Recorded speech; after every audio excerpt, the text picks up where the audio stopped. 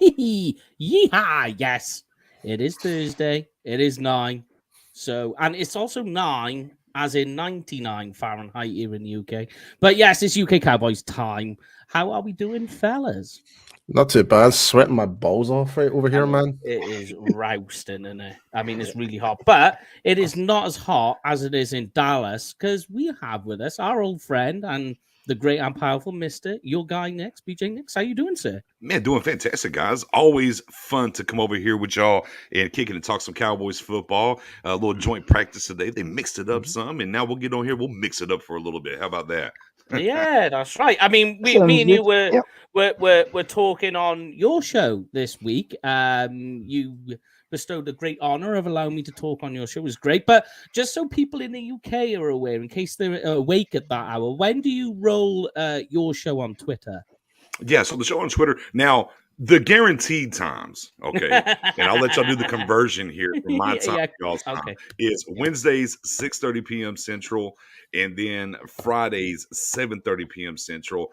Now, if you follow me on Twitter, that's my handle right there, your guy Nick's, the 2 underscores. If you follow me on Twitter, I'll be going live tonight at some time. We're going to talk about the camp practice, joint practice, and during the week, man, I'm just always kind of going. But Wednesdays and Fridays for sure, you'll catch me over there on Twitter. 6:30 p.m. Central Wednesday, 7:30 p.m. on Friday. And just so one is not aware as well, you can find Nix's show there.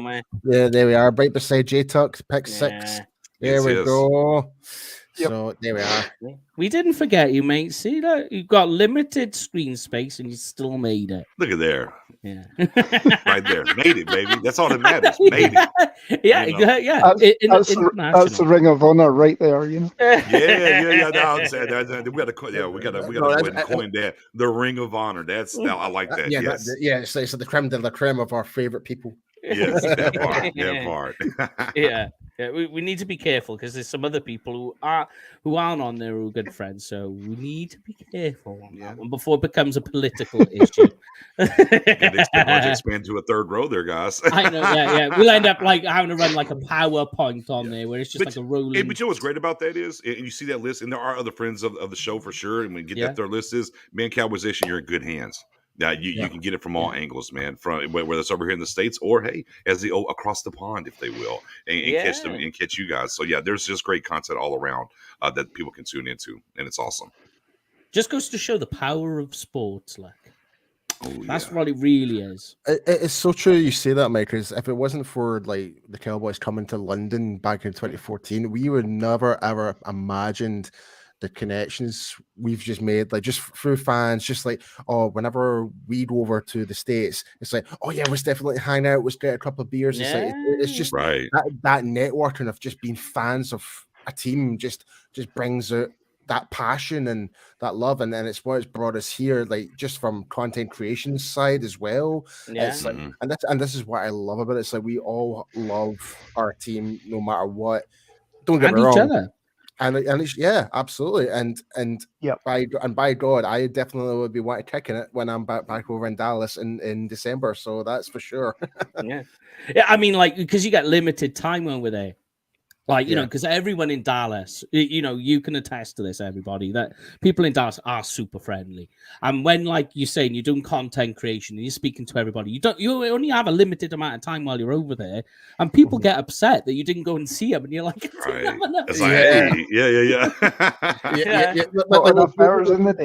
We'll put it this way. I was in Texas, Kansas, and New Orleans for a month, and I didn't even get to see Knicks. It just shows, like obviously we scared. Like I think you weren't able to go to the Thanksgiving game where me and J-Tuck were going, and it's just like, oh, other nights I was just like I had already had plans. So, but we'll definitely make something up this time for sure. That's right. Round two, we ain't going to miss out on round 2. I'm trying to remember. But when you were on last time, what was it? Was it a gumbo you made? You did tell us something you made that was really good. Was it? I don't think it was a gumbo. No, I mean, I'm always talking about gumbo when it comes to this roster and how they build it. The segue. The segue there. And, I think, when you're cooking that gumbo, I think what we were getting into is, man, you can't forget the seasonings here and there. You can't just throw the major meats in there. It's about the seasonings and stuff. And this roster maybe could use a little seasoning here and there on this offensive line and whatnot. But, you don't want to, your gumbo's not going to be good. I like it. Right. So with a good gumbo, it always starts from the base. Just like football. Yeah. Right? The trenches, the base. The Cowboys are turning into the gumbo analogy. So it's working out nicely. I don't mind because I like gumbo. Whenever we need to come back to it, we're just going to start referring it to as gumbo. I like it. But yeah, I mean, let's hit then, right? I got a good question to start, everybody. And this includes everybody at home that's watching. So all the faithful UKs out there joining us, make sure you join in and send us your questions and answers and quotes to this.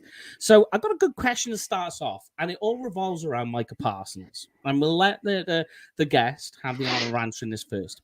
I don't know if you've noticed this, but I've noticed it certainly in the last couple of, easily within the last week, that Micah Parsons has suddenly disappeared out of people's minds and conversation. And you're noticing it with the staff and the media as well, right? Now, I don't know what you think about this, but to me, when I've watched it, Micah Parsons is doing Micah Parsons things. But I think complacency has turned on with, like the media staff and the fans. And it's just Micah Parsons doing Micah Parsons things. Do you know what I mean? That it's just become the norm. I don't know what you're getting from that. No, and look, and shout out to Mr. Walker going from CBS Sports over to DallasCowboys.com. And he said today, Micah Parsons had a fulfilling. Yes, that was the term he used. Fulfilling amount of sacks and was surgical today during the joint practice. And I think at some points, as you said, complacency, maybe it's a good term. Okay. Oh yeah, he just did it again. And it just becomes the norm. So instead of talking about it as much as maybe you would hear about it last year when he was in camp as a rookie, it's just like, okay, we just come to expect this is what he does. And the joint practice is great because it was against another jersey, not, just against our team, but seeing it against another jersey, right? And getting that report. So, and, sometimes these coaches might want to put a little water on the fire of these media people that are just like, hey, we know what he's doing. Y'all don't need to keep telling everybody. Wait and save that for the season. cool it off a little bit. The kids. He already told us. I say this is the beauty of live stream. That's all it is. Yeah, never work with animals and children, as I said to you off here. Yeah.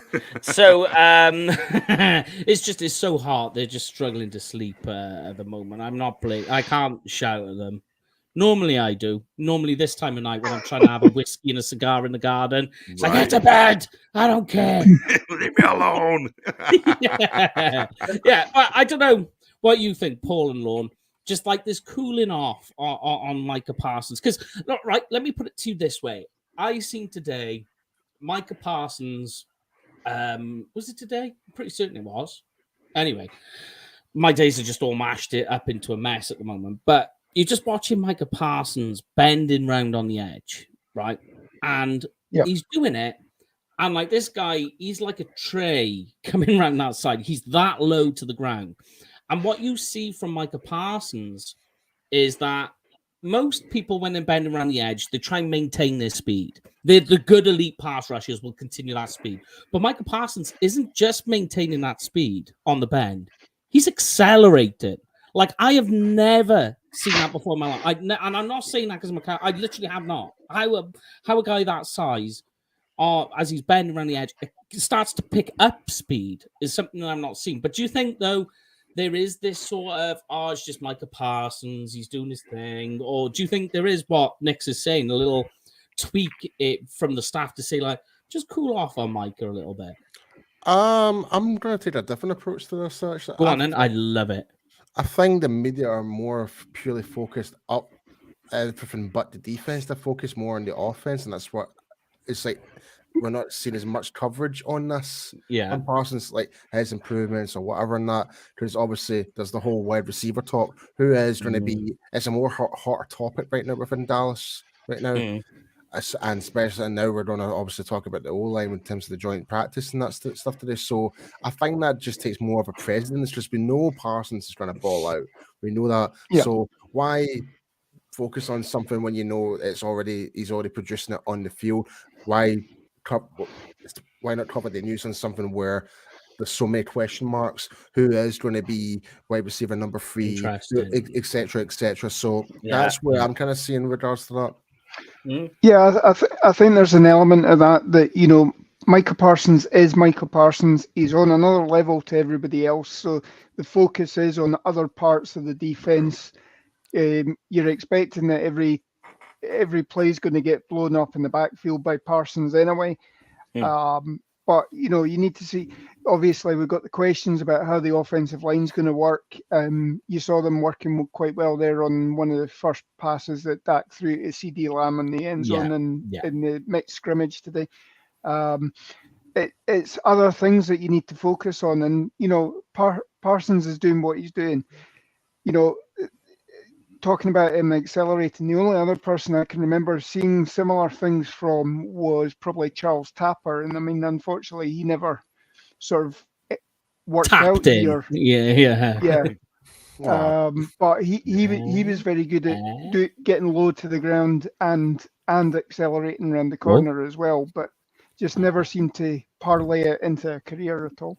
Yeah, no, totally with you. Yeah, it is just crazy to watch that guy's speed, but it was just something that was kind of swirling around that you just noticed that there's at the start of camp a lot of Micah talk, a lot of it, and a lot of he's exactly what we expect. He's into his sophomore year and he's picking up where he left off. Then all of a sudden it's just like a tumbleweed with him, and I think it's just there's a little complacency going on with it, but it's just something that stood out straight away.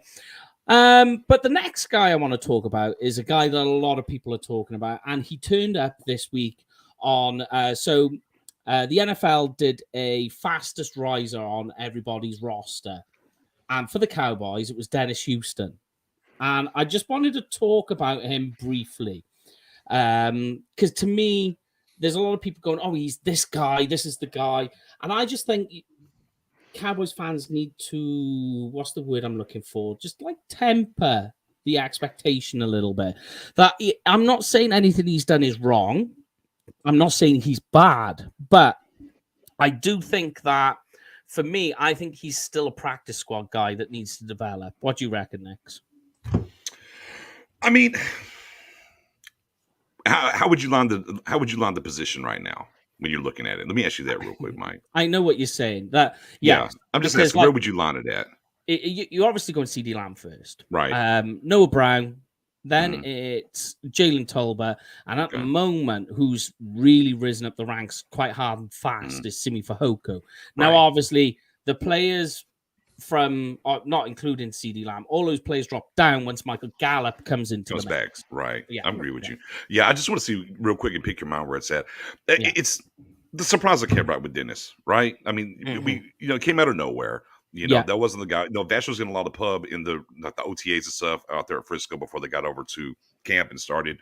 And I kind of what I've talked about and where I kind of feel with him is he's done his job in Oxnard. Okay. Yes. Now they went to Oxnard. They left. He's done his job. He's put himself into the conversation, right? He's garnered the attention. He's made some plays. He's got some opportunities with the ones. 100%. Dax talked about him.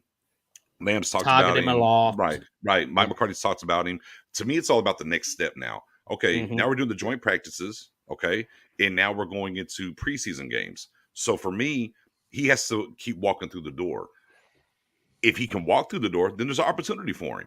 But now it's about but now it's the next step. I'm with you. I think right now, practice squad. Right now, probably practice squad. But he has the opportunity. And as an NFL player, we all know this. It's about opportunity and seizing the opportunity. And that's the one thing I like about him is he did his job in Oxnard. He has an opportunity in front of him, and it's about him walking through the door. But I do agree, no matter what, I think he's definitely practice squad. and how far he can make at it. This stage. Yeah, at this point. Yeah, at this point, definitely practice squad. Mm-hmm. And then how far he can take it the rest of camp and preseason, maybe an opportunity for the final 53. But that's kind of where I'm at. Yeah. And like, you know, because there's the whole rules with the practice squad where you can have two guys who don't need to clear waivers. And that's what they did with Simi last year, remember? Because Simi was practice squad and they protected him the whole time. So they can definitely put him there, protect him, and not worry about losing him. Absolutely, Mike. Because they kind of got rid of the COVID rules, but they've still got it's almost like a tweak on those rules. So they can bring two players back, I believe, and it's like it can be continually rolling throughout the season, and they don't need to clear waivers. Or is it 3 times then they've got to clear waivers? I can't remember. It's one of those two. Three times, and then they've got to go on waivers. So yeah. And I just think at this stage, Houston is that guy where you put him onto the practice squad. Something happens, especially with a depleted wide receiver core. He's immediately that guy you pull up and you go, right, bring him in. He's going to be that guy you're going to bring straight into the mix.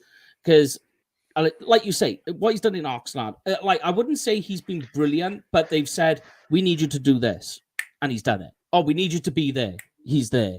That's what he's done. He hasn't done anything where you're just like mind blown, where you're like, oh my God, this guy needs to be on the 53. He's just done his job. He's done what you've needed to do with him.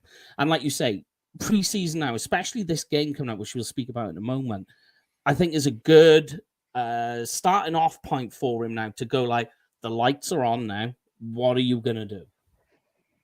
Yeah, I think you're right there. I mean, you only have to go back to, I think it was 2015. There was a guy on the training camp roster. He was making all the catches, and then as soon as the lights gone for preseason games, Lance Lenore. Yeah, that was it. Yep, and he just folded like origami. Yeah, and it just never panned out, and it's always a good time for origami. I'll find an analogy somewhere. I like it. Well, I was trying to go with the clean. I was trying to go with the clean version there. So. You can't be done, Paul. Come on back to the party, pal. I know. I can always find a way. I can always find, even in his darkest days, I'll find a way to put a little smile on that face. Look. Yeah. But you got to take a toll, Paul, on who are we talking about? Dennis Houston. On Houston. My mind went then. You got to take on him, or do you want us to crack on to the next one? I will just simply say we'll find out during the actual game. Like, that's where it kind of matters, when you actually put them in a real game-to-game situation. So that's when I'll kind of make a better assessment. I kind of said that from the very get-go, all the way through camp. Like, some of these players might outshine, like Lauren's saying, like during training camp, but might not necessarily do it in the field. So, like, same could be said for Noah Brown. He could be having this amazing training camp. Like, great. He's been great. He's in the best shape we've ever seen him. But is he going to transfer that into when he's out back in the field again? That's always seems to be the question. It's like the whole Dorrance Armstrong scenario year after year. Yeah. So it's like, I'm going to take everything with a pinch of salt until we actually see it in a game-to-game situation. Yeah. And you know, and not to, I mean, from a different position, right? Maurice Kennedy, remember the camp he had, right? And look, and not just practice. I mean, he did it in the preseason games too. We got to the regular season and we never saw him. So to a certain extent, no matter what, I mean, yes, we want to see him step through and walk when the lights are on and show out and continue what he's been doing in Oxnard.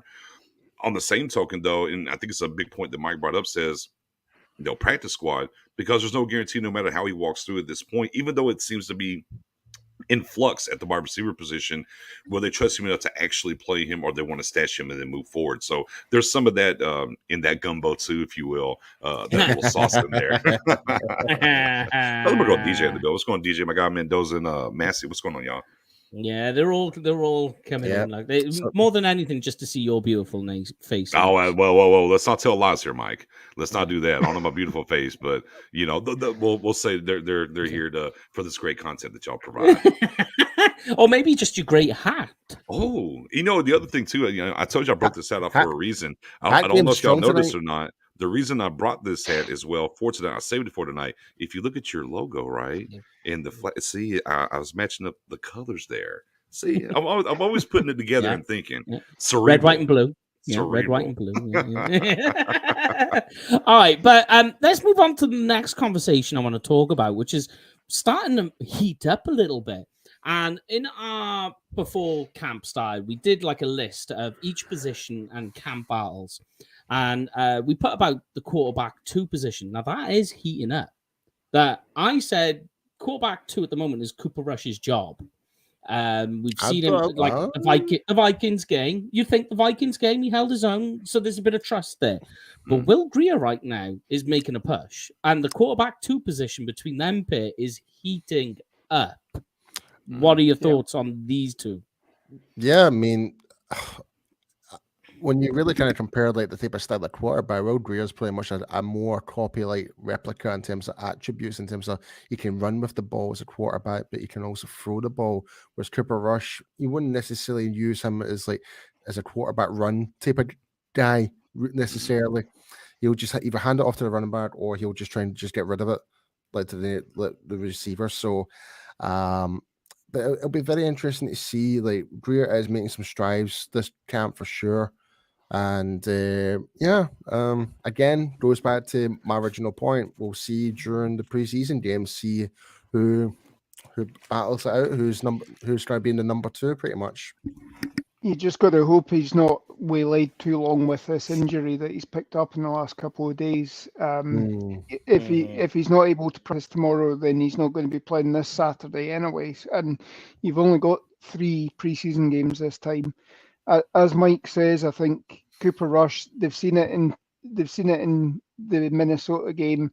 You know, they're seeing it in training camp as well. The sort of back shoulder fade that he threw to Amari Cooper in that Minnesota game, he's throwing that in camp, and he's throwing it on the money all the time. So, you know, there's a level of comfort, consistency, or whatever that you want with Cooper Rush there. Will Grier's going to step up and show that in the games and in the action he gets.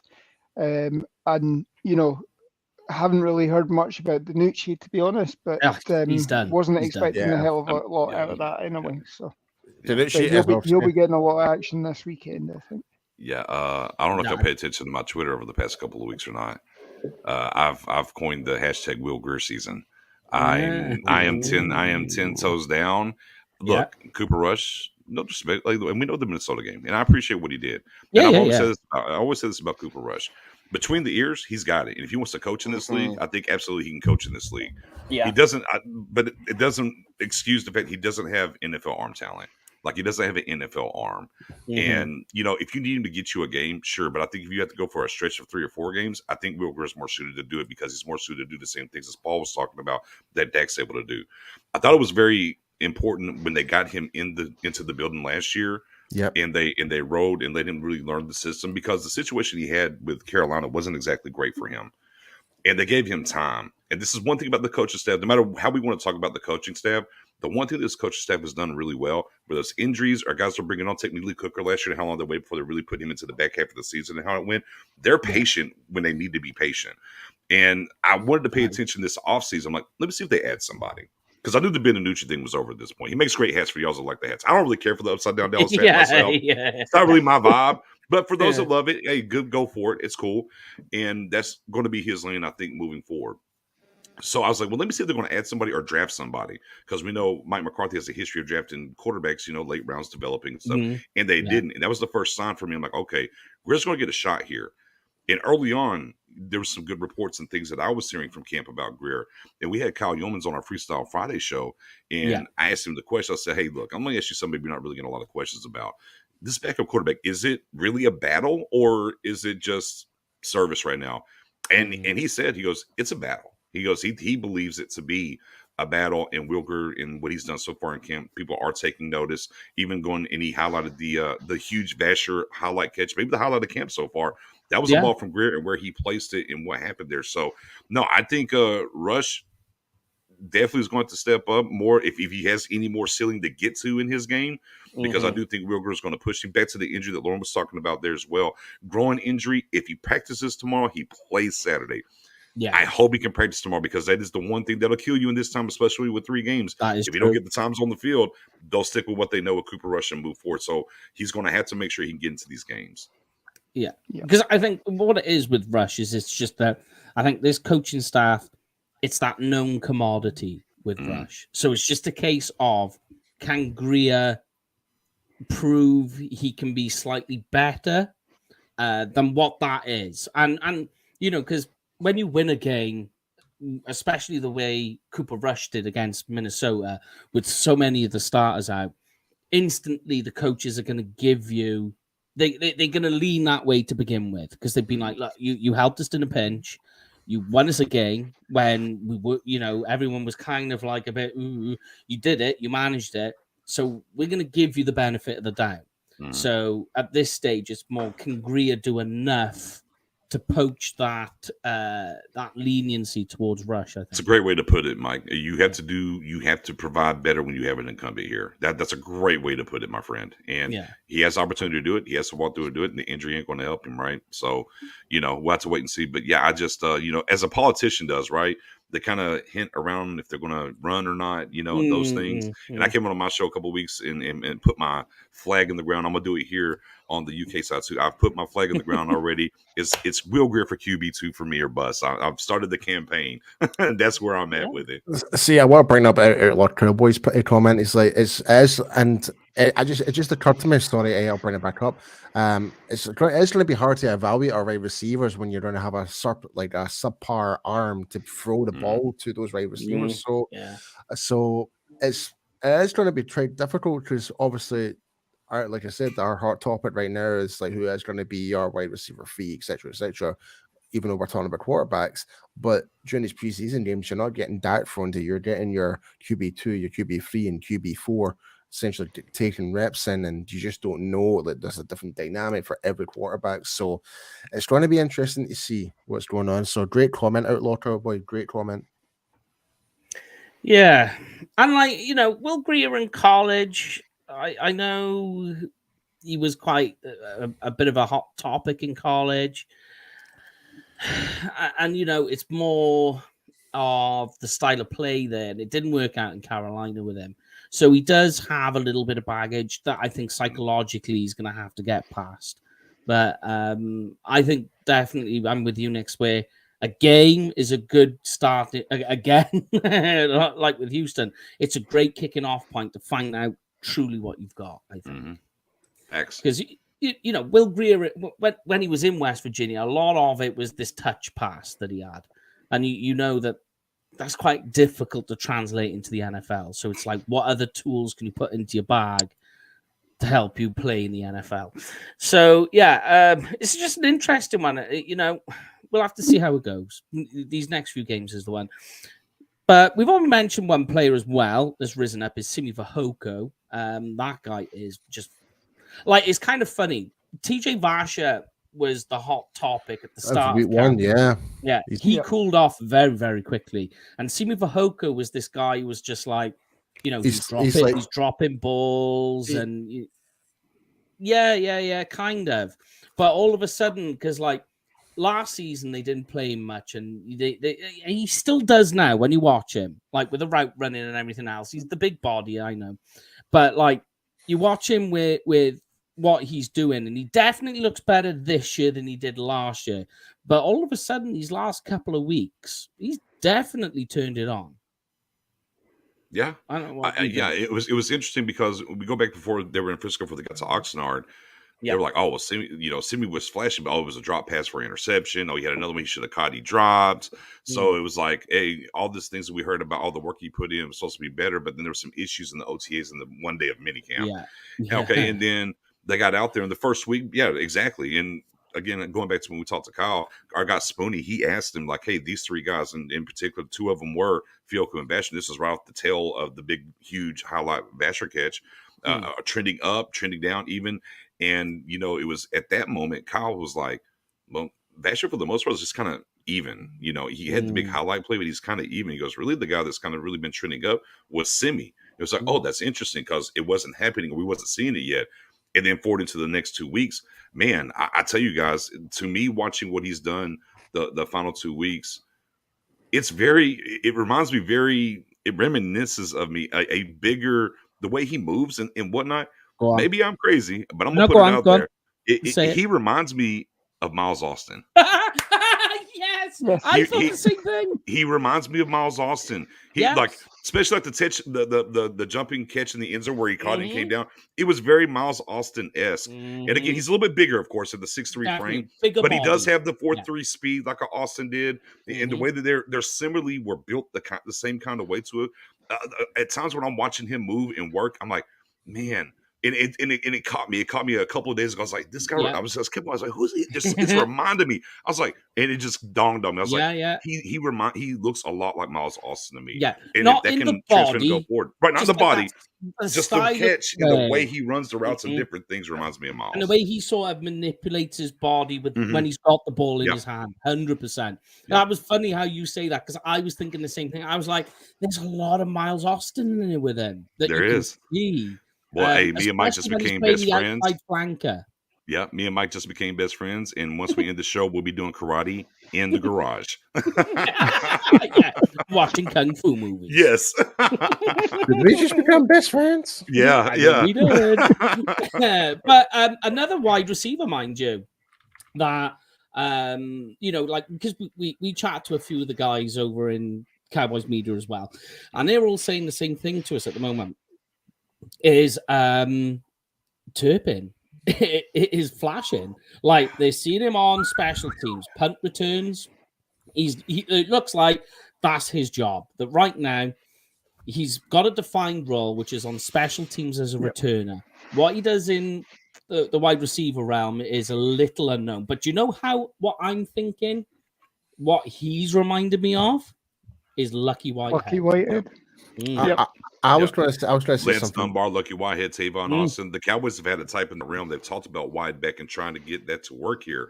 I'm just excited from the standpoint because y'all know me, hashtag special teams matter. I'm just excited on the point of we didn't just draft Tobin like, all right, we know you didn't return punts, so go back there and return punts. They got a specialist back there that can help us in the hidden yardage area of things at times with this field position stuff. So, and speed, right, Paul? It's some speed.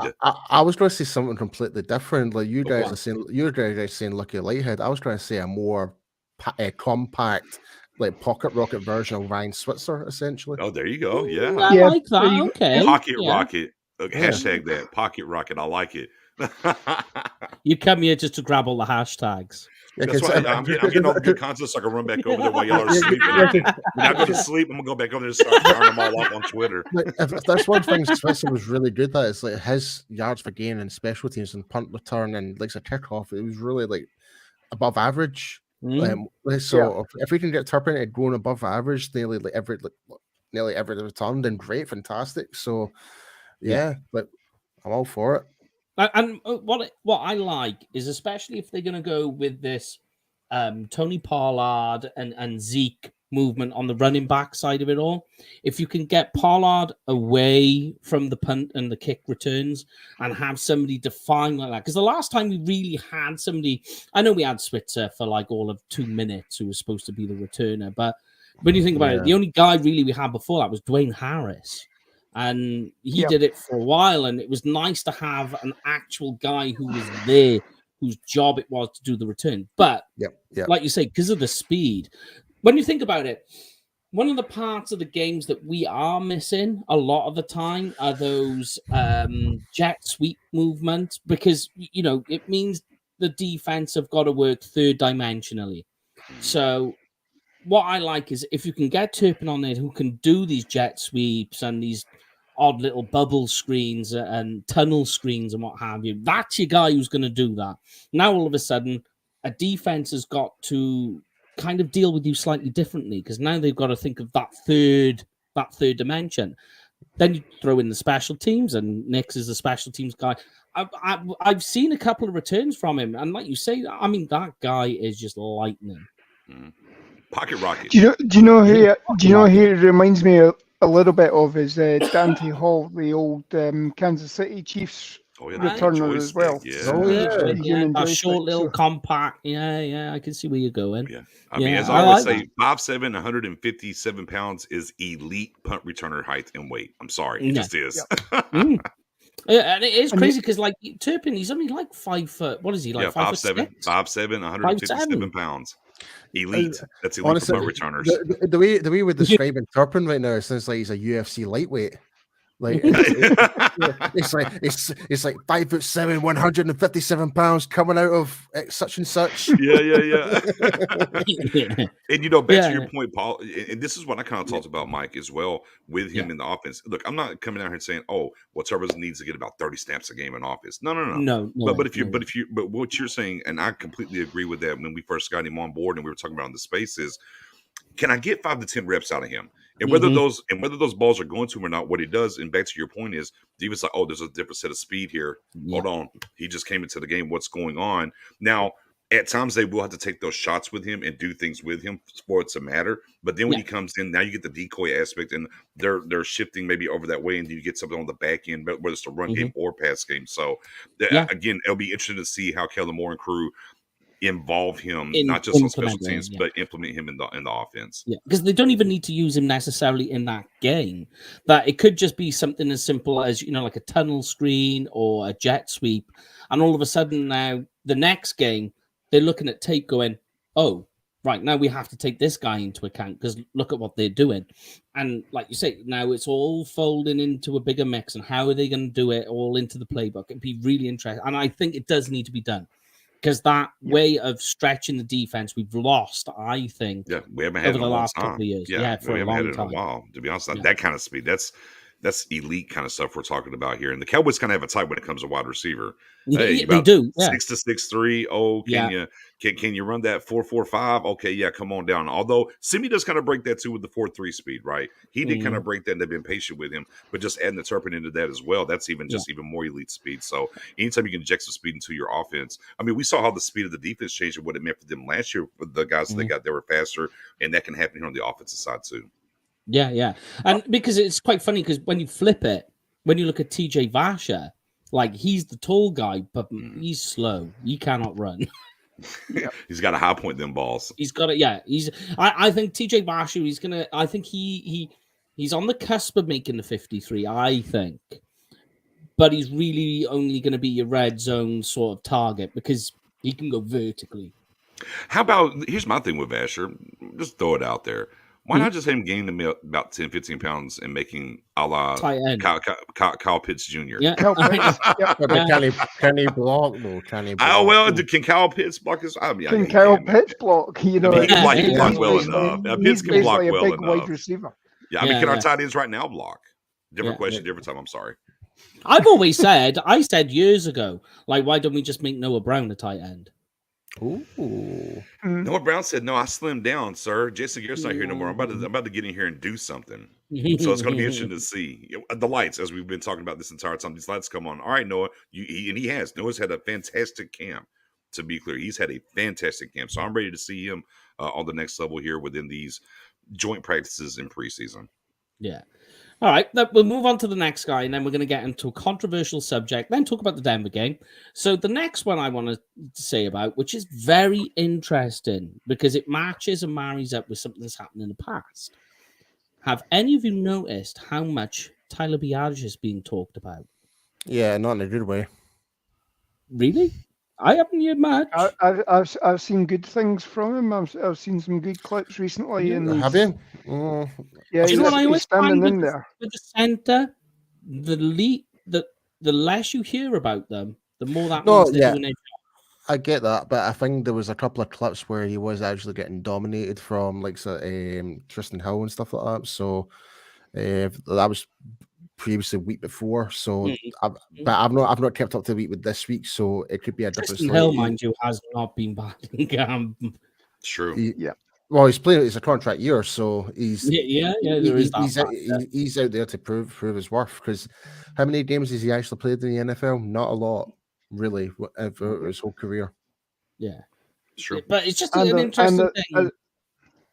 I think the writing was on the wall, as we said last week. I think the writing was on the wall going into camp that he was, if there was a position that you would be trading away, Tristan Hill was probably that position because we've got a fairly strong defensive interior, if nothing else. Yeah. And Tristan Hill's making me, well, wait a minute, I'm not fresh meat for the trading block. I can do this job. So he's standing out in camp, but. I mean, I don't know if it's Biadish related.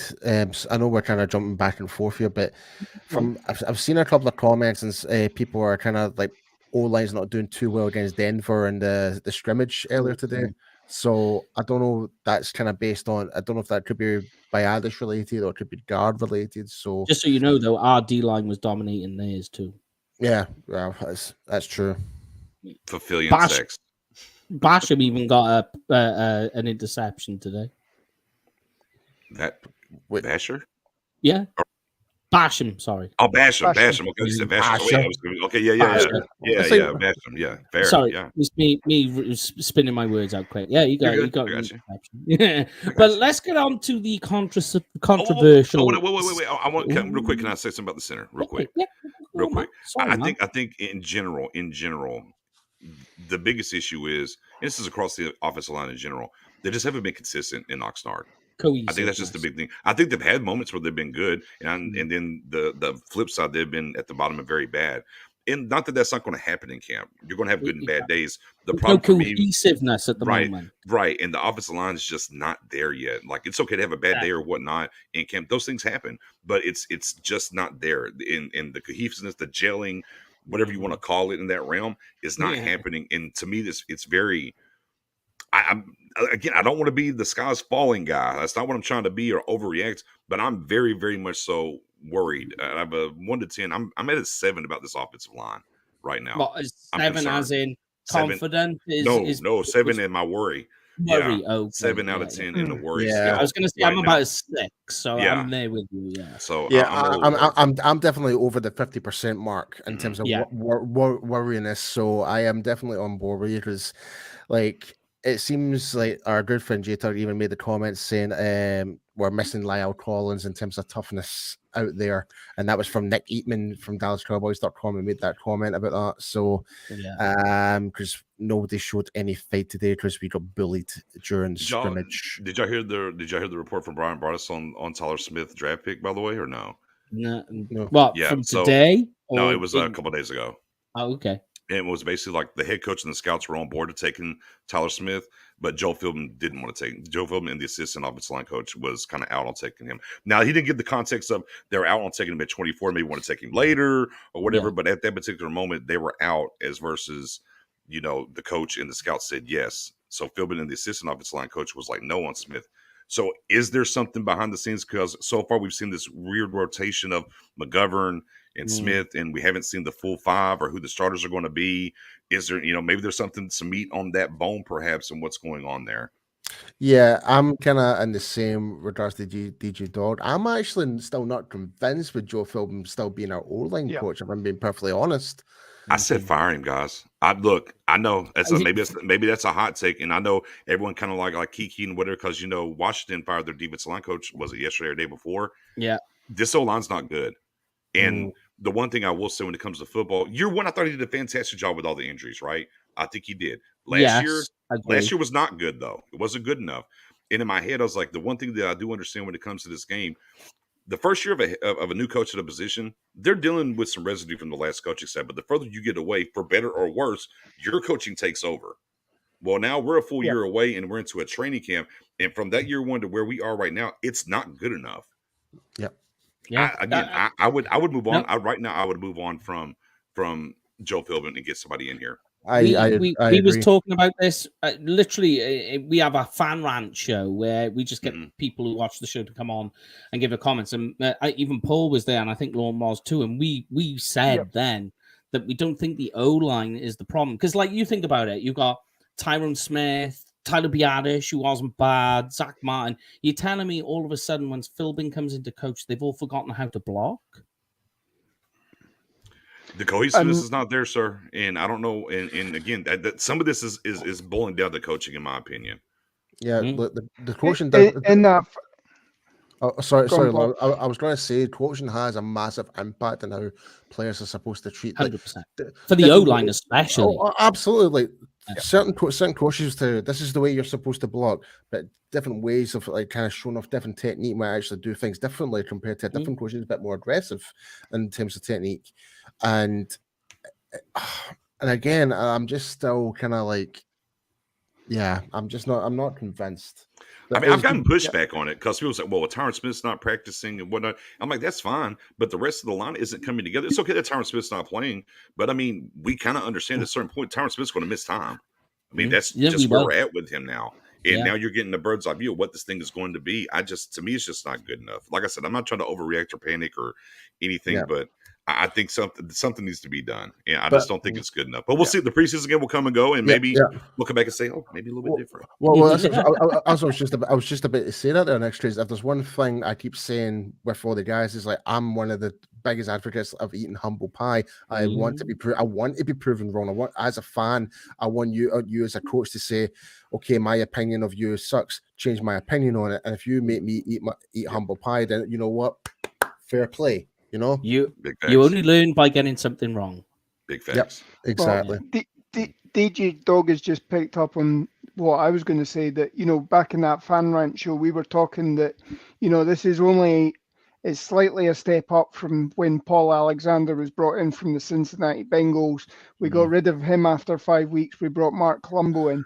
As soon as Mark Colombo left with Jason Garrett and then went off to New York, we lost that competitive fire, the aggression or whatever. Now we certainly don't want the offensive lineman throwing punches at the head coach as he did up in New York. But you know, we do miss that aggression, and you know the players feed off that as well. If hashtag fight, Philbin is an old man.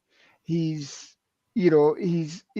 seems quite gentle. When you were watching Hard Knocks last year, he wasn't an in-your-face guy. He was more like by the numbers, and the GPS says this or the stats say this, or you know, whatever. Don't forget, don't forget, Lauren. Even as a head coach for the Miami Dolphins, you actually got to see him as being as a head coach. It's not really convincing as a hard down like aggressive type of coach that wants to get the best out of people. I don't know. I'm just getting that off fiber about the guys. So I don't know. Yeah. I mean, hey, I never thought in the year of our Lord 2022 that I would say, oh, the Cowboys have Brett Maher on the roster. So if we can go back if we can go back and get Brett Maher, we can go back and bring Mark Colombo back in here and coach this offensive line. Paul, I'm getting Mark Colombo back here with it. Follow me here. Don't leave. Right. I'm trying to get Mark Colombo back in the building. Hey, well, don't maybe forget. It's no longer maybe Maher. Maybe it's going to be Money Maher. Remember 16-18 last year with the Saints, right? Maybe he says he's a different kicker now, Paul. Don't forget Maher as well is in the Hall of Fame. Humble pie. Yeah, there it is. Yeah, see? As long as you don't bring somebody back on the defensive line that Paul wants, you know, that'll be the next one. Don't even go there, Lauren. Nothing wrong with Poe. But don't forget that Maher is in the Hall of Fame officially. There you go. So he's a Hall of Fame kicker. Yeah, I know, Paul. No, he genuinely is. He genuinely is. So is Damian Craig, but you know that's for something completely different as well. You know that's got nothing to do with longevity or anything like that. Yeah, but talking to McGovern, they used him as fullback as well in training, so it's good to see that coming back. The what are they calling it? The Big Mac formation. I don't know, man. I think defenses will pick up that read very, very quickly and kind of predict what's going to happen. It makes it quite obvious what they're going to do. Yeah. But what is less obvious, I don't know if you've seen this, and they're obviously trying something that they're going to be doing with Anthony Barr now that he's in, and they're doing this. I don't know what you've probably seen it next. Is this Hippo Package, and I quite like it because of what it does for Parsons. And basically, it's an odd front look where they basically have 3 safeties on the field, 3 linebackers, and Curse, who's that third safety who's in it, is kind of floating around. But what I like is it means that it completely frees up how you're going to utilize Parsons. Is he going to blitz? Is he coming down the middle or on the edge? Or are you going to put him into cover? I really like this coverage that they're putting together. I don't know if you've seen it, Next. Have you? Yeah. We actually talked about this. Nifty. Yeah, it's nifty. And we kind of talked about this during the draft that we're going to see the evolution of the Dan Quinn defense kind of get a little bit what you would call amoeba, with more standing, more odd looks. And you kind of saw that, and the proof is kind of in the pudding, because you took a Sam Williams who got 10.5 sacks at Ole Miss, right? They only played the 3-man front. That's all they played. And you've already seen them play 3-tech, 5-tech, right? We've seen him move up and down the line. And then you see Osa gained a lot of pounds. And so he can get inside from not just 5-tech, or not, not Osa, Golston gained a lot of weight. Yeah, so not just that 5-tech in the 3rd-tech. Oh, but Osa did as well. And so did Gallimore add on weight. And then the interesting thing to me was you saw D-Law shred weight. And we've already seen him in camp rushing from a standing position. So this thing's going to get, and adding Anthony Barr into this mix now, it's going to get a little freaky up front. He's going to do some things, and that's exciting, because obviously the book is out and everybody knows about Parsons. So the way to scheme that thing is to move him around and not know where he's coming from, so you can't attack him and use him as the ultimate weapon. So I'm excited about that front seven and how they're going to maneuver that with the packages they can get to now. Yeah, it's like good. If I have a look at it when you get a chance. Of course, that Hippo is so great. Yeah, the Hippo. I know. I think they're calling it a Hippo package, but it does look good. It looks so much fun. Like how many different parts you can have moving around in there. So maybe we'll get to see it in the Denver game, which we'll speak about now. But I don't know. We'll see. Maybe it's something they'll keep in the hiding spots. But yes, we get our first. I know it's preseason. Some people say it doesn't matter, but to me it matters, and to me it is an important game. I absolutely love that the Cowboys are back on the field, and we're seeing it again. The wait has been so long. Yes. I'm not going to cry. I'm not going to cry. Keep it in. Keep it. Here you go. There you go. Draw the eyes. Draw the eyes. Now, you're in the UK. It kicks off Sunday, 2 a.m. All nighter for you guys. Have fun. We'll be up. Don't you worry. Yeah. In fact, I'm going off on Sunday to see Lion King the musical in the afternoon. So football in the morning, musical in the afternoon. Okay. Yeah. Covering all the You know what's going to happen. Maybe the singing will send me to sleep. No, what's going to happen? He'll think Lion King is actually Micah Parsons in that play. Oh no. Yeah. The lion's always hungry, sir. I don't know what to tell you. The lion is always hungry. Next thing in that show, he'll be dreaming of Michael Parsons singing Hakuna Matata. That's good. That's good, Paul. Man, this is the content why I'm here for right here. It's Aiden Biggs is the one that's lifted up at the beginning. Fantastic. Well played. Yeah. We have literally got Oh man. So this is the controversial topic. Was you going to the Lion King musical? Is that what I found out here? The controversial subject was going to be about the kickers, but I thought since you named Maha, we'll move off the controversy and get straight into that. Oh goodness. This is why, man. I'll tell you, this is why I love coming over every time, man. This is always where it's at, man. Lauren, so that perfectly. I'm sorry.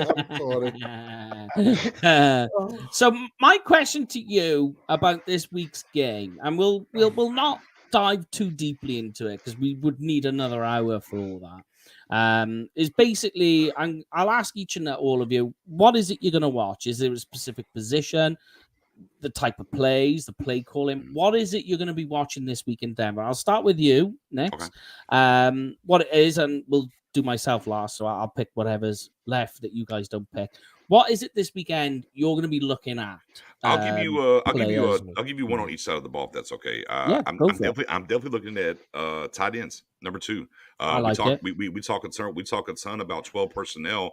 And Sean McKeon, Ferguson, Sprinkle. What are we doing, fellas? We're not hearing a lot about that. We're not hearing that. So I want to see this 12 personnel package, see these guys kind of what they're going to bring to the table. Pendershot as well. Let me not leave him out there, out of the equation. He's had some moments in camp. So I'm ready to see the tight end number 2 spot and see how that looks with some live action.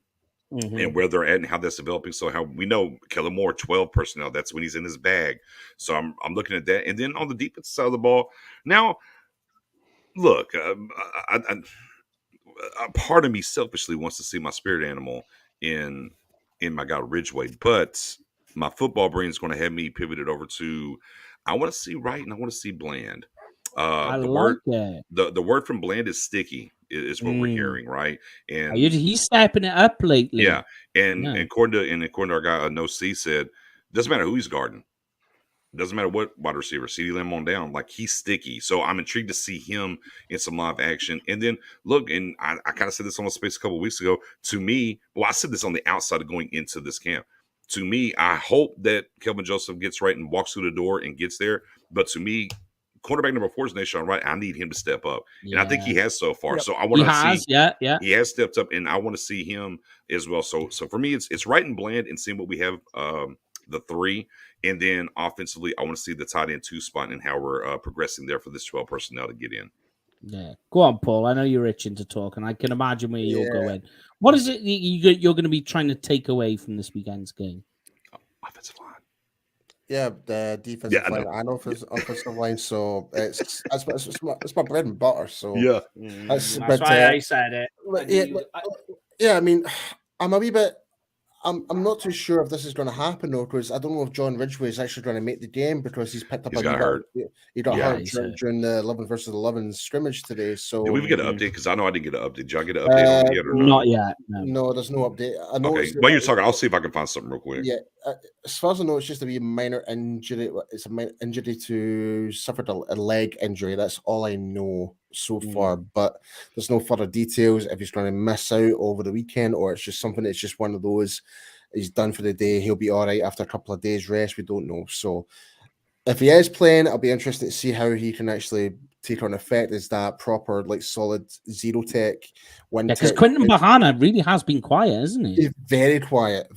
And Ridgway has been making some waves. So some parts of training camp. So so there's him. There's also I want to see my biggest humble pie expectation as Sam Williams. So I would like I said, and I think Nick's might remember I wasn't too keen getting him on the second round.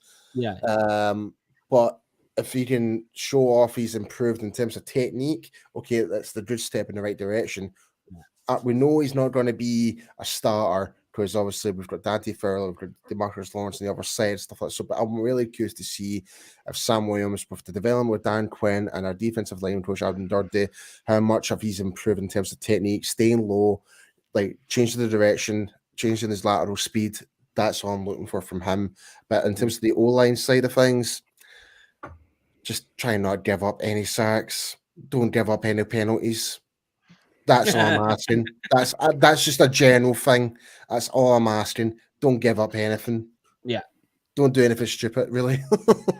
I like it. Lon, go on then. What's yours for this weekend? The ones for me, obviously, we talked earlier about the young wide receivers. You've got to, all these guys are street free agents. You've got to see them step up and you know, show that this isn't too high a stage for them. You know, you want them coming out and, you know, this is, if going out of college, coming into a training camp, it's 110% from college.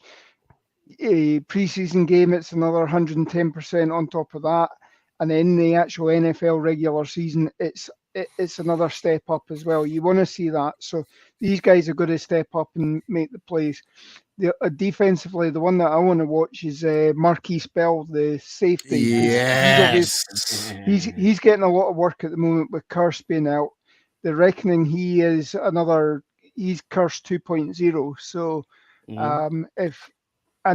he's got that range. You know, the critique of him coming out of college was that he didn't have the lateral side to side movement, but he's obviously worked on that this off season. He's showing that he's got the same size that he can come down and he can play that sort of rover linebacker. You know, be equivalent to what your Dion White's, your you know, for other teams. So, you know, you've got another linebacker there, but he's able to drop back into coverage as well, and he can assist on the back end as well. So that's the sides of things that I want. Just to add on top what you're saying there, Lauren, I remember, like, and I think all of us are agreed, is like, if we were to land Bell, even from the draft or undrafted free agency, and I was with on Nick's show at the time during live stream when the undrafted free agents were coming live, and when we mentioned, we got Marquise Bell, and we're like, no way, did we? It's like, how and we were still surprised he actually went undrafted, like, because we would have thought he would have picked up in the 7th round or early 7th or something like that. But hey, I'm excited to see him, that's for sure. Yeah. By the way, the latest update is leg injury, walked off his own power, possible knee, but he walked off on his own power though, so that's where it's at currently with Ridgeway. Yeah, that's a bonus. That's a bonus for definite. Oh. But this is a good hot take. I just want this is from Outlaw Cowboy again. I just want to see O-line successfully run block for an entire drive. Yes, I agree. Because if that's one thing, if we can actually get our running backs going past beyond the line of scrimmage, then great. Yeah. Y'all find it interesting that Drummond, when he came back from the pup list, he as a wide receiver, but they actually used him as a running back a couple times. Mix it in there, some interesting stuff. Something maybe to keep an eye on with this preseason game if he gets some carries in. Just throwing that out there. I mean, I was quite vocal about both Drummond and Freifogel, who's literally been non-existent. But I mean, I spoke about them during because we do the we take a position during the off season and just talk about every single we do on our side. Yep, exactly. Positional breakdown. So I said in for the wide receivers, I said Drummond has a slight case because he can do some special teams work, but for me, Freifogel is the guy who I'm just completely out on. I just think he's too niche for what you're looking for. But here's ones for you, because I spoke to Brian Broadus about this week. Got his initial thoughts on this one, and here's a guy I want to see this week because the staff at the moment, the coaching staff love him, is Rico Dowdle, because I think if what they're planning to do with Pollard and Zeke, Dowdle becomes really important, especially if they early in the season with Gallup out try and put Pollard in the slot a little more, then Dowdle becomes your second running back, because you're not going to have Pollard on all of you're just going to burn him out in the first month of games. So I think Dowdle in this game is going to be quite important to see how he does, because he's been, the guy had a hip injury, I believe an ankle as well. I think was it. I'm pretty certain it was ankle, and he's looked oily. He's looked slippery. He's moving well. There's a lot of good movement there. I'm quite happy to see what he's going to do. And then the other big one, which I think everyone needs to be talking about in this game, the big one is the kicking. Yeah. That's one thing we've not actually talked about. Before we do talk about the kicking, I just realized there's something. I'm quite interested to see our backup center as well from Boston College. See how he Lindstrom. Lindstrom. So I'll be interested to see how he's been struggling, mind you. Yeah. It could be it could be one of those ones you might actually step up during the game situations, like polar opposite from stud during training camp. May actually stand up during the game and actually keep himself a place. Who knows? But anyway, so kickers. Yeah. So I mean, this is the one I'm going to be watching, is the kicking, and I know it's a bit weird because they brought 4 kickers in to try out. They've stuck with what they know, Brett Maher. The excuses being, and although I've said it before, I think Jerry Jones has taken it a bit to the extreme. As I've always said, don't just look at field goals with kickers. Look at the kickoffs too, because that's quite an important part. But Jerry Jones has taken it to the extreme and gone, we're going to go with Brett Maher because he can kick it further off kickoffs than the other guys did. Bear in mind, one of the guys they brought in during the tryouts was 11 for 12, and Maher was 50%. Yeah. It's scary. Yeah. It's scary. Yeah. Special teams matters, ladies and gentlemen. They matter. I mean, look, and just in the realm of, if you make your kicks in the Bucs game and the Raiders game, the Cowboys didn't turn into a 14-2 team and have a first round bye. Yep. The inches, there's a movie out there, right? The inches we need are everywhere around us. Y'all remember that movie? Yeah. So, any given Sunday. Any given Sunday. Yeah, right. And so it matters. And, you go look at a team like the Rams, for instance. So the Cowboys had 35 attempts at field goals last year. The Rams had 34. The only difference is the Rams made 32 of 34 of their field goal attempts. And, not so much for us over here in Cowboy land. So, I mean, it has to get more efficient. It has to get better. And the Cowboys, be clear, the Cowboys put themselves in this bind. Yes. Because they played chicken with Greg Zuerlein a little bit, and he took the money from the Jets, was gone. But you had all of, free agency. You had all the draft. and you thought, well, we're going to pluck the kicker from Texas Tech, undrafted free agent guy, and we're going to be just fine. Yeah. And then 2.5 weeks later in the camp, well, it wasn't just fine. And now Brett Maher's over here like Thanos. Where did that lead you? Back to me. So, full circle. And like what I even find weird is that they drag their heels on the kickers. They had none on the roster at one point where they were just like, yeah, we need to get it. Like, I was waiting for them to take one in like the 5th or the 6th round of the draft. I'm like, I thought they might pull the trigger on the kid out of Texas. Yeah. Dicker, but they didn't. Perfectly fine. And but then what they do is they don't bother. They get a guy from Canada. They get this guy from Texas Tech, who is now disappeared because they've had enough of that project. Yeah. But like also during the off season, they were doing no kicking practice. They're kicking balls against the wall. Yeah. I don't get why they drag their heels on this. When you look at the this year, the schedule, there are some games in there where you're like, this is a field goal game that's going to separate this. Yeah. Well, so you need your kicker to be on point. You know, another little nugget about Lirim and Maher. They were actually in a kicking competition in the CFL in 2014 with the Winnipeg team. Yeah. Oh my God. Just so I can see Paul's face, so I know he had to go get him some Pepto-Bismol after this show. Now let me keep him a little bit. Pepto-Bismol, I might just head straight for the Jack Daniels. The other thing as well, I mean, Lirim is a Bones Facile guy. He spent some time in the Rams camp as well. You know, there's that connection there.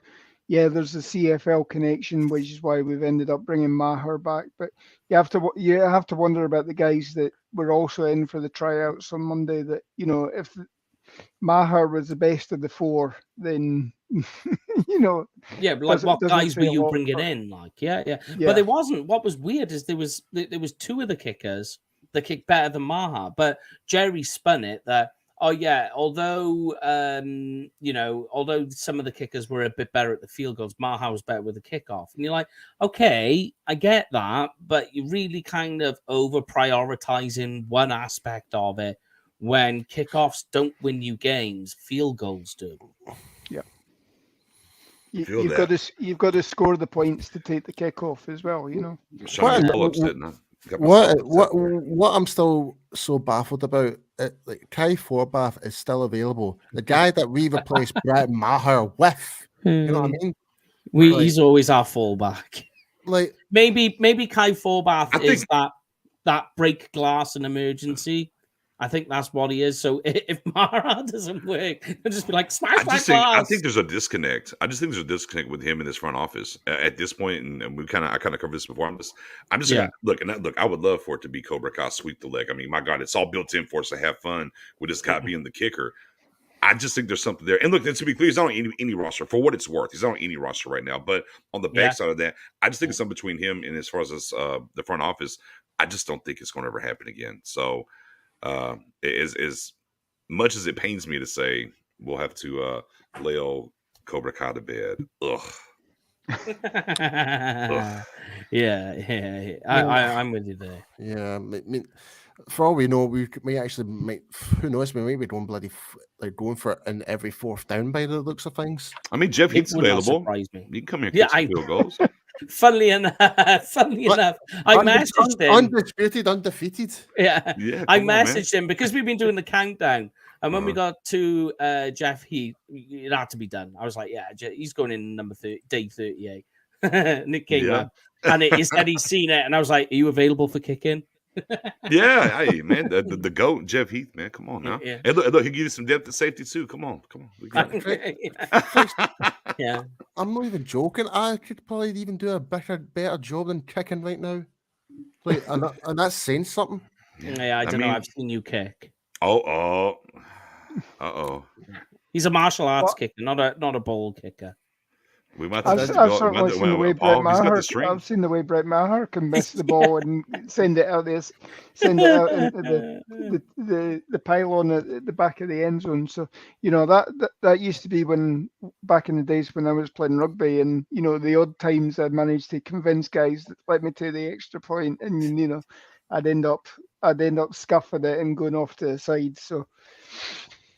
Don't get me wrong, kicking in American football or rugby ball is extremely difficult because it's the projection of the ball, because even a slight angle of where the placement is, it's going to go either straight on, left or right. You think as well with rugby, there's no movement in the kick. Yeah. It's just you and the ball. Like kicking in the NFL is 3 parts to that. Right. But whereas if it comes to field goals, it's up to your placeholder to hold it the correct stance. It goes back to the whole Ace Ventura, laces out, all that skip. Yeah, but even if you've got the ball slightly angled and you kick it, it's going to go absolute spiral out of control. So again, it might not necessarily be, and I'm not going to put the blame on the kickers on this one. And hear me out on this one. Exhausting powers. Oh, is he here? Oh, yeah. Right. But hear me out on this point.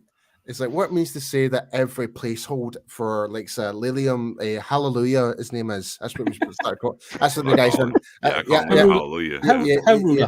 But Hallelujah. Yeah. And Garaby, they may not necessarily be getting the right placements to make these kicks. Even though the other one's just kicking it and it's going off wide. But I don't know, Paul. I think I know. Yeah, you're reaching. You're grasping.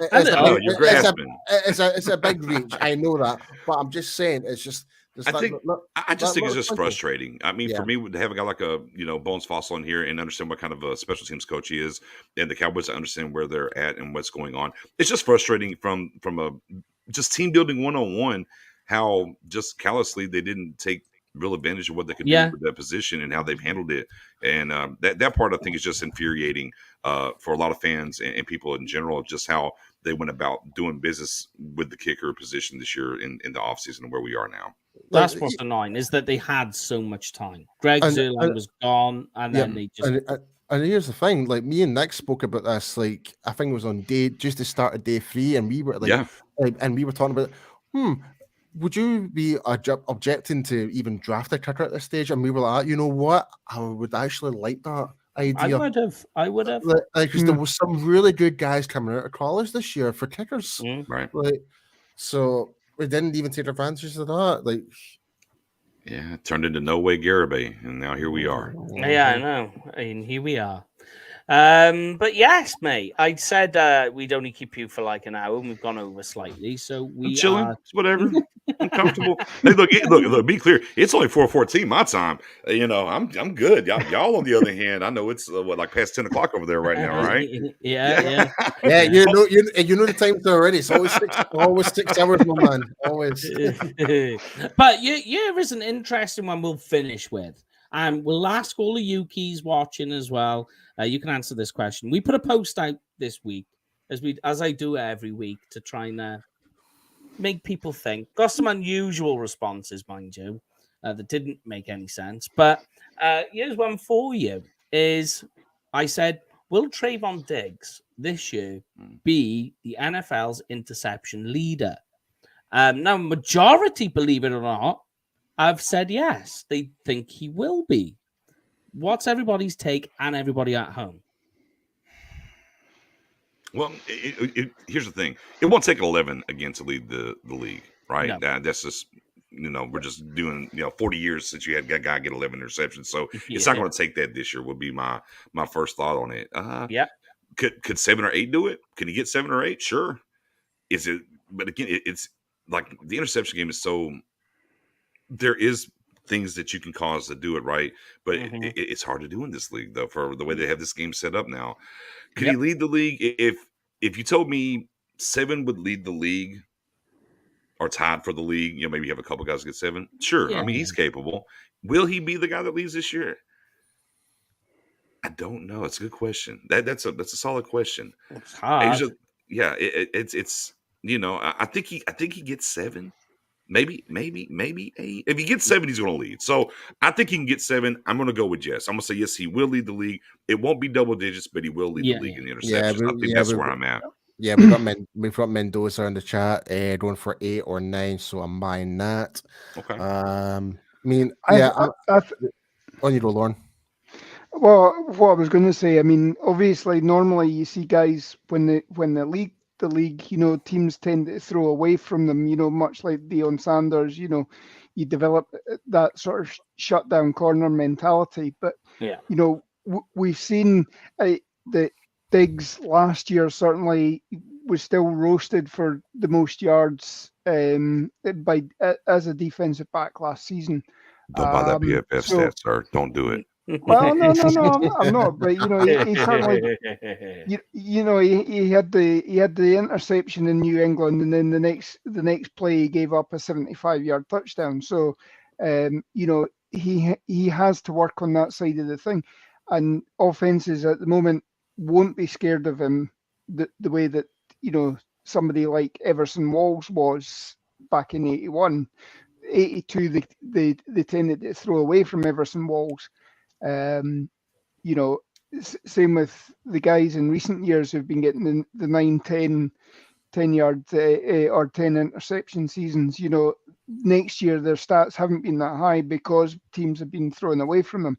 I think of these guys, I think certainly Diggs will still be targeted by offenses, and that will present opportunities for him. So yeah, I can quite easily see him get 7 or 8. And especially with the way this defensive line's going to hopefully play out. I was just about to say that. See, I was just about to say that because everything starts with pressure up front. Yeah, like the more pressure up front, the quarterback's going to be more startled and make a mistake, throw the ball more regularly, and it's just going to be a gift God's coming towards the cornerback or safety or whoever is in the backfield. So, yeah, and I think Outlaw Cowboy just made that comment as well. I think with Parsons and the way the pass rush is looking, you could absolutely have 7+ again due to the rushed and bad throws for contact. Exactly. So, great comment once again. Great comments from everybody, and it's been commenting tonight. So, thanks again, everybody. The great Yukis are the MVPs of this show, mate. Hey, we say that every week. We say it every week. They are the MVPs. But yes, we will let you rock and roll next. Let you get ready for your next show. But just so people. I was just going to bring up just to tell tell us again tell us again how people can find you, and we'll bring up your wee spot on the wall. There it is. Look. Yeah. Right there, man. Pick Six Sports sandwiching. I mean, I'm sandwiching between two guys. I mean, Will Steele on my right, Jay Tuck on the left. I mean, it gets no better than that for me. Shout out to those guys. But yeah, Pick Six Sports on YouTube. Please, we are less than 100 away from 1,000 subs. We are pushing and grinding, trying to get there. So we're almost to the 1K mark. We're excited about that. Beautiful. We got some big things coming on the Pick Six Sports realm as well. You might have seen me before here representing Stargame. We have rebranded into the Pick Six now. So come along for the ride. And we got the website that's launching. We got some riders on deck. My guy Messy's in the building. He's going to be doing some riding. We just announced, if y'all don't follow Mr. Stevie J, aka Mr. Due Diligence on Twitter. He's also just coming along for the ride. Got him signed up as well. Each Wednesday, I do have the space. It's 6:30 p.m. Central, and then we're 8:30 p.m. Central live over there on YouTube. And then Friday, we just move it back an hour, 7:30 p.m. Central. And then boom, and this Friday, it's the Freestyle Friday show. We have Jesse Holly coming in. Mr. No, I will be visiting with us. Ooh. And we also have Tom Downey coming through as well as some special guests this Friday. So Friday is an extremely fun show. And kind of what you were talking about, what y'all do. So basically, Paul, what I'm doing is what we do in the Twitter spaces, I kind of pivot over into the YouTube lane. So we put the link up there. They can come up, ask questions, whoever our guests are, kick it with us, do things like this. So we kind of, flesh it out a little bit. And then, of course, man, if y'all appreciate rocking with your guy, Nix, right there on the bottom, man, come follow me on Twitter. I definitely interact and want to rock with y'all. And then you'll catch all the other spaces that I'm doing inside it. And sometimes you might see a Mike in there. You might see a Paul in there chopping it up with us and everything. And once again, Lauren, you got to come on through one time on the Twitter space. I got to complete the Holy Trinity here and get you in there too as well, man. And so we appreciate. I appreciate it, man. Anytime you already know, all you just tell me, hey, you want to come on? Like, I'm on my way, fellas. Yeah. Mate, you always know it. If you ask, you always know I'll be there. I'll be putting the headphones on so fast I'll be getting headphone burn. Fair. But I will try and make it tomorrow night. Actually, I haven't got much on, so I will, and I'll be up and about. So I will probably try and make it over again and Awesome. tune in to you guys. You know what it's By all like. means. Come on through, sir. Come on down. You're next on The Price is Right. Let's go. All right, guys. So just before we go, make sure if you're going to a game this year, you book it through Cowboys Experience. They have game day tickets, stadium tours, meet and greet, tailgate parties, and so much more. And obviously, travels into next year's travel plans. Anything you want to look at in terms of the UK Cowboys travel package in 2023, go to our social media. You'll find it all there. So we're coming in force next year, by the way, next. I like it. I can't wait. Can't wait. Yeah. Yeah, it's a British invasion. Let's do it. Not the first time that's happened in America. Yeah, I'm over here like you're going to class up the joint was what's going to happen. But, mate, it's been an absolute pleasure to have you on and speak to you again. This rate, we'll be getting you a dual nationality passport. I'm ready.